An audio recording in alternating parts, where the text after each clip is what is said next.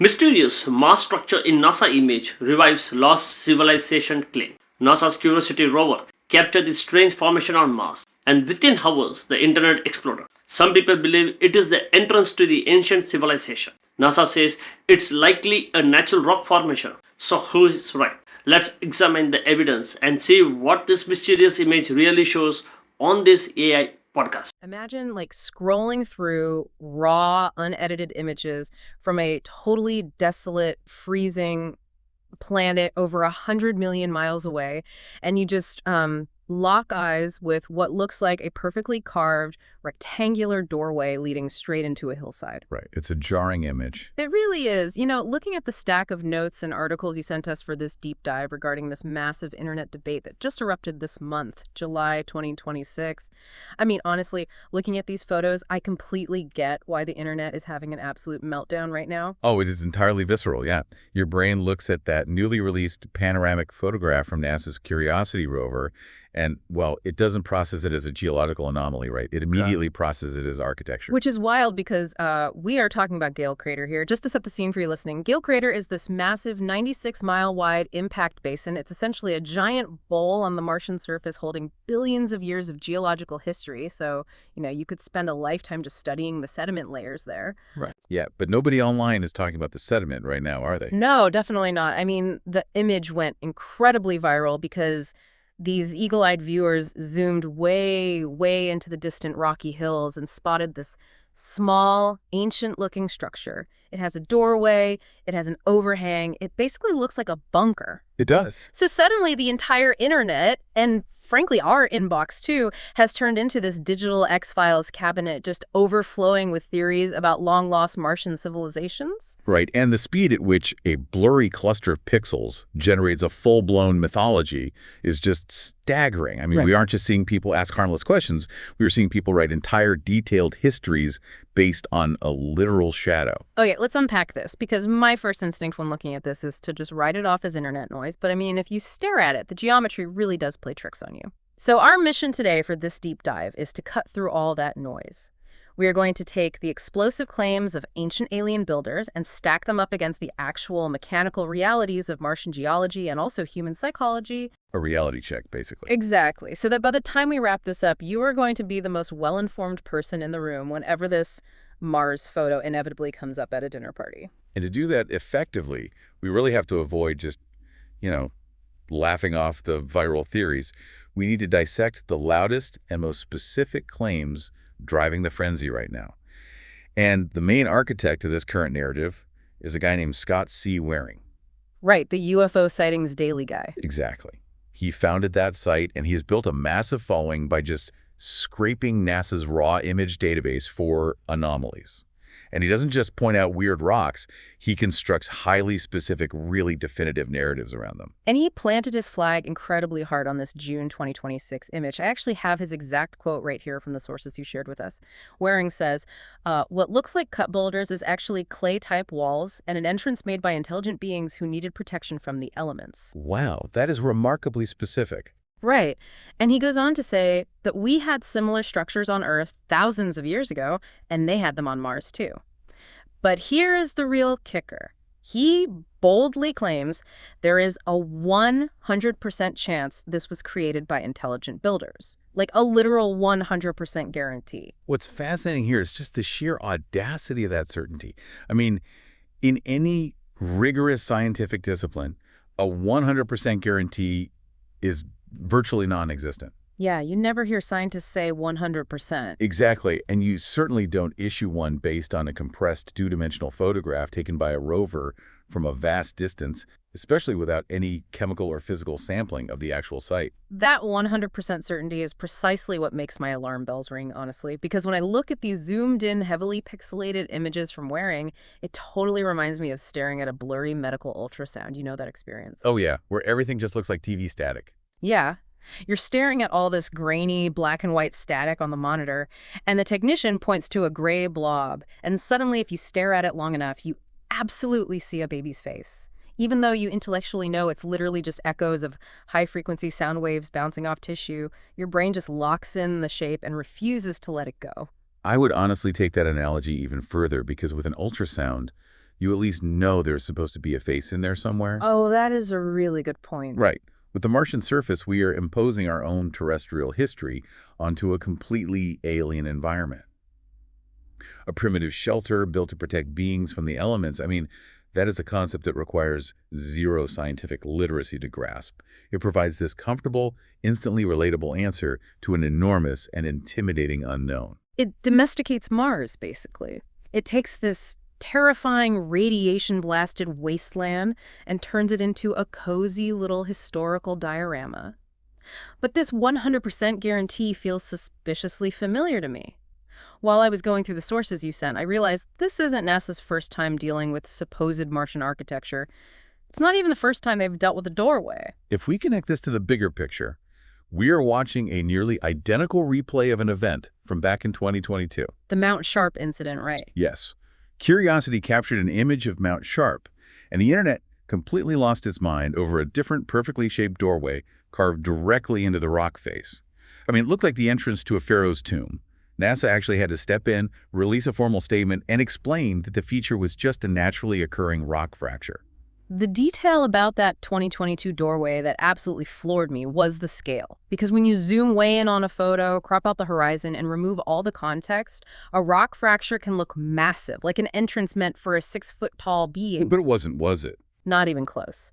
When geologists actually calculated the dimensions of that 2022 Mount Sharp doorway using the rover's spatial data, it was only about 12 inches high and 16 inches wide. It completely shatters the illusion once you realize you're looking at something the size of a doggy door. Exactly. Like, unless this highly advanced ancient Martian civilization consisted entirely of highly intelligent spacefaring chihuahuas, the entire narrative just collapses instantly. Spacefaring chihuahua is a fantastic image, but yeah, it really highlights how easily our perception gets warped without scale. But here's where my skepticism hits a wall, and I really need you to explain this to me. I look at that 2022 image and this new 2026 image, and the lines are just so incredibly straight. Like, how do random, chaotic geological processes over millions of years accidentally carve out shapes with such perfect geometric precision? How does nature just spontaneously generate a perfect rectangle? Well, it comes down to a specific geological process called orthogonal jointing.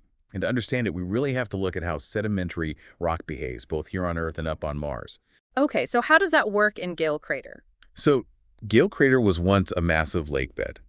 Over billions of years, sand, silt, and dust settled at the bottom of this lake, layer by uniform layer. Eventually, the water disappeared, and those layers compressed into solid sedimentary rock. So it's basically like a massive planet-sized stack of extremely flat pancakes. Precisely, yeah. Now, you have to introduce stress to those pancakes. Mars experiences extreme thermal cycling, which means massive temperature swings between day and night. Right, because the atmosphere is so thin. Exactly. So the rock expands slightly when it heats up and contracts when it freezes. Over millions of years, this constant expanding and contracting causes the rock to crack. And because the layers were deposited so uniformly, the rock tends to fracture in straight lines along the path of least resistance. Oh, I see. So you get these vertical cracks intersecting with the horizontal layers of the sediment. Right. And when two vertical fractures intersect with a horizontal sedimentary layer at a roughly 90-degree angle, a chunk of rock in the middle basically loses its structural support. It just gets boxed in. Yeah, and eventually, whether from a slight Marsquake or just wind erosion, that center block simply slides out and falls down. Right. What is left behind is a perfectly rectangular hole. So to us, sitting at a computer on Earth, it looks like an intricately carved doorway, but to a geologist, it is a textbook example of orthogonal jointing and shear stress. Nature makes rectangles all the time. We just rarely pay attention to them unless they look like something we could walk through. Okay, so the geology thoroughly debunks the architecture theory. But if you look at the social media reactions from the sources, thousands of people violently reject that geological explanation. The divide is incredibly sharp right now. People are definitely dug in on this one. Very. You have believers looking at the June 2026 image declaring things like, the angles are too sharp and rectangular to be natural, it looks constructed. And then on the other side, you have skeptics rolling their eyes, saying, it's just a rock formation, it looks more like a shadow than a doorway. So why doesn't the science just settle the debate? Because we aren't really having a debate about geology anymore. At this point, we are having a debate about human psychology. The skeptics in the sources are pointing to the real culprit here, which is a psychological phenomenon called pareidolia. Here's where it gets really interesting for me. Because pareidolia isn't just a quirky internet thing, it's actually a fundamental feature of how our brains operate. Oh, absolutely. Yeah. It is arguably one of the most important survival mechanisms we possess as a species. Pareidolia is basically the psychological tendency to impose a meaningful interpretation on a nebulous stimulus, usually a visual one. Meaning we see things that aren't there. Simply put, yeah, it's the brain recognizing familiar shapes, like faces, animals, or doorways, in completely random visual noise. It's like the classic childhood pastime of cloud watching. You look up and your brain says, hey, that's not a random condensation of water vapor, that's a dragon, or that's a pirate ship. Exactly. But the stakes in our evolutionary history were much, much higher than cloud watching. Yeah. I mean, imagine our ancient ancestors walking through the savannah. They see a rustling in the bushes and a pattern of dark and light spots. Their brain has to figure out what that is immediately. Right. It has to make a split-second decision. If the brain assumes the pattern is just random shadows, but it's actually a leopard, that ancestor dies. But if the brain aggressively pattern matches, assumes the shadows are a leopard, and the person runs away. Well, if it was just a rock, they still survive. Exactly. We are the descendants of the paranoid primates who saw faces in the shadows. So our brains are essentially these high-powered, hyperactive pattern-matching machines that just cannot be turned off. When we look at a distant, jagged hillside on Mars, our brain is frantically scanning all that visual noise, desperate to find something it recognizes. It wants to find a pattern. Add to that the heavy emotional context of space exploration. When we look at Mars, we aren't just looking at rocks. We are projecting our deepest innate hopes for cosmic companionship onto a dead world. We really want to find a doorway. We do. So when orthogonal jointing drops a rectangular block out of a cliff face, our pattern-matching brain bypasses the logical, geological explanation and leads straight to the most extraordinary, emotionally satisfying conclusion. If you're listening to this and thinking, well, sure, maybe a rock fracture looks like a door, but people aren't going to fall for something completely absurd, you'd be surprised at how deep this cognitive bias actually goes. To prove just how powerful and specific that psychological short circuit can get, the sources revisited another one of Scott Waring's past viral claims. Yes, I know exactly which one you mean. Pareidolia doesn't just stop at basic architecture, it apparently upgrades to complex weaponry. Yes, the infamous 2014 alien gun. This is a perfect case study in how far the human brain will stretch a false positive. This involved an image captured by NASA's other famous rover, Opportunity. It was taken between two Martian landmarks called Mount Edgecombe and Wedowiak Ridge. And Waring found a strangely shaped rock lying in the dirt and claimed it was an alien firearm. But he didn't just say it vaguely resembled a gun. No, he claimed it was an actual futuristic weapon about 1 foot long, just sitting out in the open on the Martian surface. The narrative he spun was absolutely wild. He alleged that NASA deliberately drove the rover toward it to investigate and then purposely hid related images from the public to execute a cover-up. He described the discovery as incredible, but the broader public and scientific reaction was, honestly, a masterclass in deadpan skepticism. Most people looked at the photo and saw exactly what it was. Yeah, one user in the sources humorously responded to the claim with, "I'm not an expert, but I believe this is a rock." Which is really the only sane response to that image. It is, and I want to highlight another skeptic's quote from the sources because it cuts right to the core of why this specific claim is so ridiculous. The user asked, why would aliens build guns designed for human hands? That one single observation dismantled the entire theory instantly. Right. The ergonomic absurdity of it is just staggering.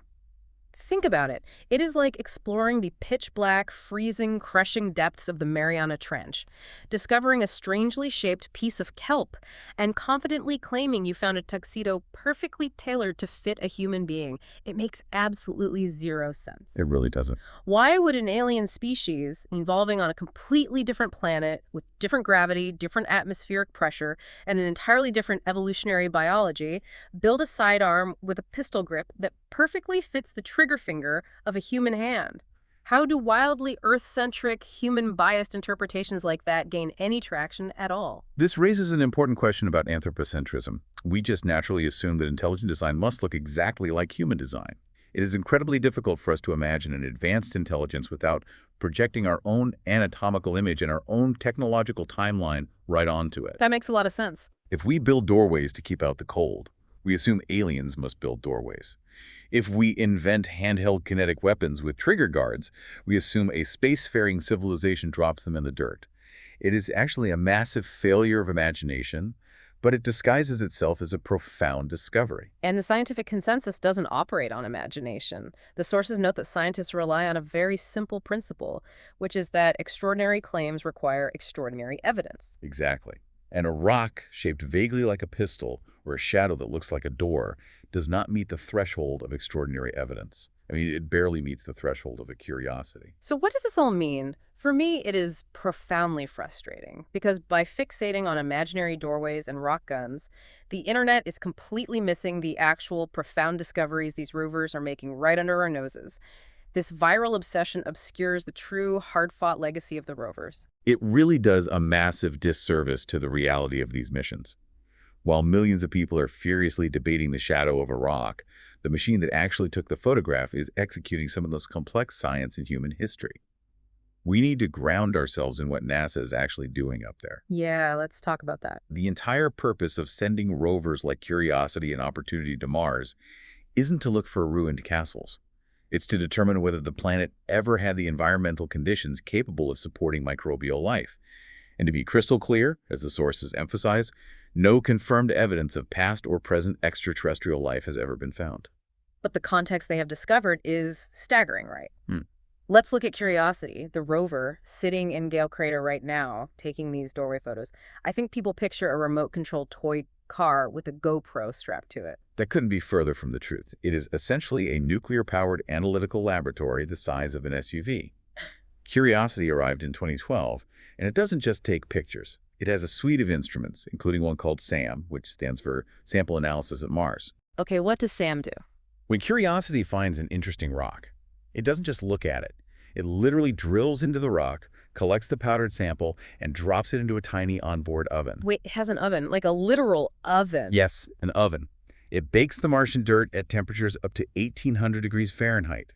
And as the dirt bakes, it releases gases.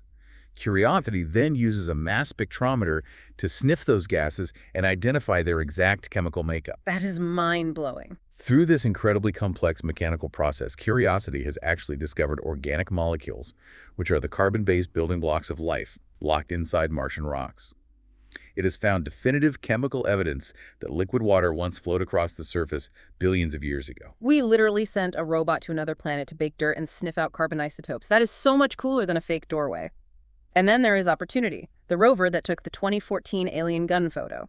If Curiosity is the chemist, Opportunity is basically the ultimate endurance athlete of space exploration. Opportunity is an absolute legend in the scientific community.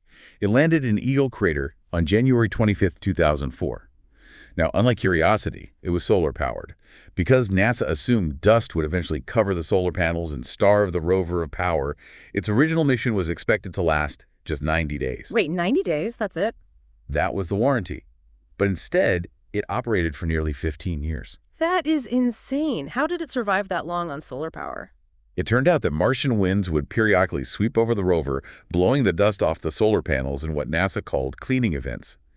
These events effectively gave the rover a new lease on life, time and time again. So it had almost 15 years of continuous exploration on a 90-day warranty. That is just a testament to unbelievable human engineering. It really is.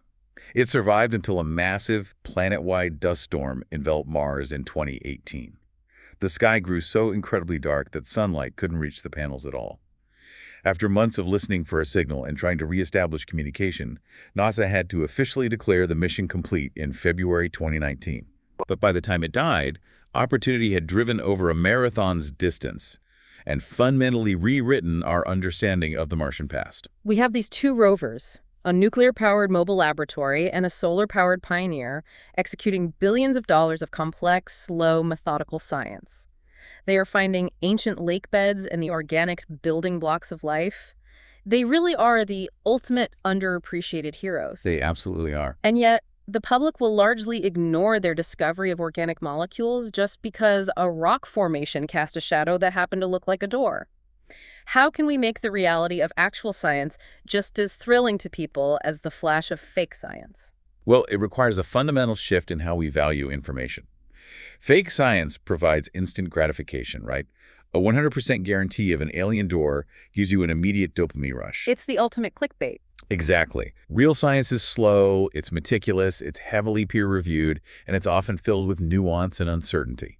To make real science thrilling, we really have to fall in love with the process of discovery, not just the final sensational answer. We have to appreciate the sheer audacity of landing an SUV-sized laboratory via a supersonic parachute and a rocket-powered sky crane onto another planet just to scrape the dirt and read the chemical history of a dead world. That is exactly the mindset we need. I think that's exactly what it means to be truly well-informed. So as we wrap up this deep dive, for those of you listening and staring at these viral posts in your feeds, I want to quickly summarize the journey we've just taken. We navigated from the viral frenzy of the June 2026 Gale crater image right into the actual mechanics of orthogonal jointing. We broke down the geology. Yep. And then we explored the fascinating hardwired cognitive tricks of pareidolia that make us see faces in the static and weapons in the dirt. And finally, we landed on the monumental, undeniable legacy of the Curiosity and Opportunity rovers. Being well-informed means looking past those alluring 100% guarantees from internet sleuths. It means having the patience to appreciate the slower but infinitely more incredible reality of actual space exploration. And as you go forward and see the next viral Mars photo, because human nature guarantees there will certainly be another one, I want to leave you with a lingering thought to mull over. We've established today that the human brain is biologically hardwired by pareidolia to constantly search for familiar earthly shapes. Right. We look at the Martian landscape and we frantically search for things we recognize. Primitive shelters, 90-degree angles, doorways, handheld guns with trigger guards. We're basically just looking for a mirror. We're looking for ourselves. Precisely. But consider this. What if this psychological trait, this ancient survival mechanism that kept us alive on the savannah, is actually our biggest blind spot in space exploration? How do you mean? If actual extraterrestrial life or the artifacts of a truly alien civilization possess a geometry, an architecture, or a biology that we have absolutely never encountered on Earth, our brains might not even register them as artificial. Wow. So if it doesn't have right angles, we might just walk right past it. Exactly. What if we are looking right at the evidence of alien life, right this very second in these panoramas, but we simply cannot see it because we are far too busy looking for ourselves? Okay, one question for you. Could the doorway-like structure captured by NASA's Curiosity rover actually be evidence of an ancient Martian civilization? Or is it simply another example of our brains interpreting natural rock formation as familiar object? Don't forget to comment it. Thanks.